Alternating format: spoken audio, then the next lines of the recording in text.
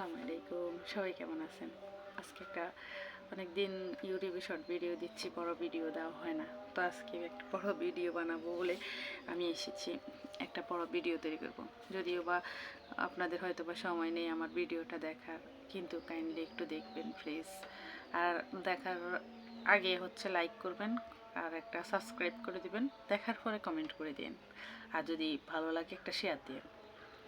আপনি একটা জিনিস ফলো করবেন যে আপনি যখন শূন্য পকেটে থাকবেন, টাকা পয়সা থাকবে না আর কি, ছেলে কন মেয়ে কন উভয় আর কি, তখন আপনাকে এই সমাজে কেউ দাম দেবে না।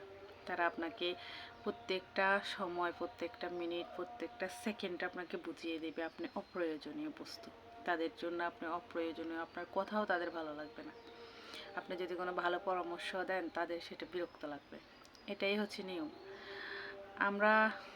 আমি অবশ্য আমি জন্মের পর থেকে আমরা আমাদের আর্থিক সচ্ছলতা অতটা দেখিনি, তবে কখনো খাওয়ার পরাতে কষ্টও করে নেই। হ্যাঁ, আমরা হয়তো বিলাসিতাভাবে চলতে পারিনি, বিলাসবহুল জীবনযাপন করতে পারিনি। আলহামদুলিল্লাহ, আল্লাহ আমাদের ভালো রাখছে। আপনাদের ভালোবাসা, আপনাদের দোয়া অনেক ভালো আছি। কিন্তু অনেক আত্মীয় স্বজনের আমরা কথা শুনেছি, লাঠির মানে হয়তো বা মারতে পারে নাই তারা, কিন্তু মায়ের থেকেও বেশি কিছু করে ফেলেছে।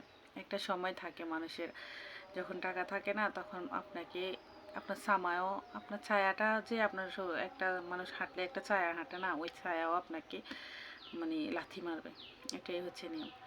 আর আপনি পারিবারিকভাবে তো হবেনই লাঞ্ছিত, বলেন চাচা জ্যাঠা খালা খালু মামা মামাতো ভাই। আপনার যখন আবার টাকা হবে না, ওই যে আপনার আগের আপনি কি করছেন, আপনি আগে কুলিগিরি করছেন, মেতরগিরি করছেন, বাথরুম সাফ করছেন, তারা এগুলো ভুলে যাবে ওই যে টাকার জন্য। এবার আপনি যে বাথরুম সাফ করে টাকা টানছেন, এটাও তারা নিতে প্রস্তুত থাকবে। কিন্তু একটা সময় ছিল আপনার পাশে বসেও তারা খাইতে পারে নাই, আপনার পাশে ঘুমাতেও তাদের ইতস্ত হতো।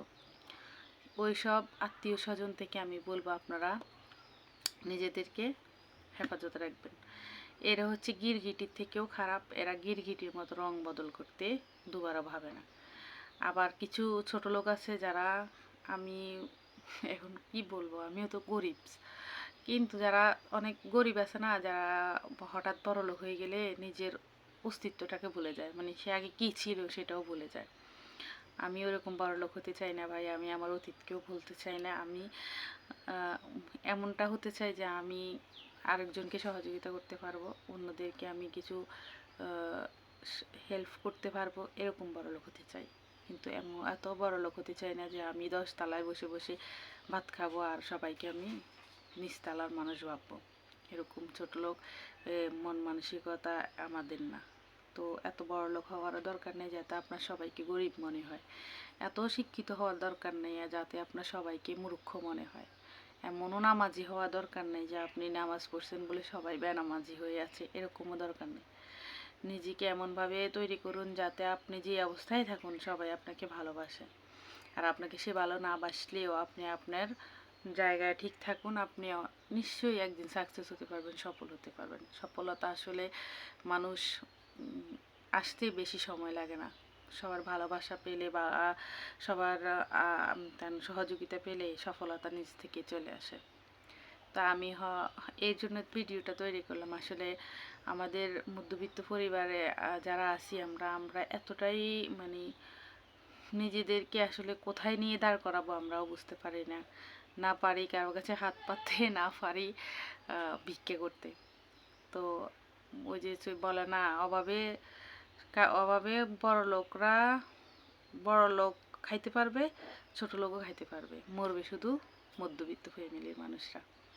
তো আল্লাহ হাফেজ, সবার জন্য দোয়া রইল, সবাই ভালো থাকবেন, সবাই সবাইকে সাপোর্ট করবেন, আর আমাকে সাবস্ক্রাইব করবেন, আমার আইডিটাকে সাবস্ক্রাইব করে আমার পাশে থাকবেন, আর লাইক কমেন্ট করবেন ভুলবেন না। কিন্তু আমি আপনাদের একটা বোন, আপনাদের জন্য ভিডিও বানাবো ইনশাল্লাহ। যদি আপনাদের সহযোগিতা পাই আমি আরও সুন্দর সুন্দর ভিডিও তৈরি করবো আপনাদের জন্য। আল্লাহ হাফিজ।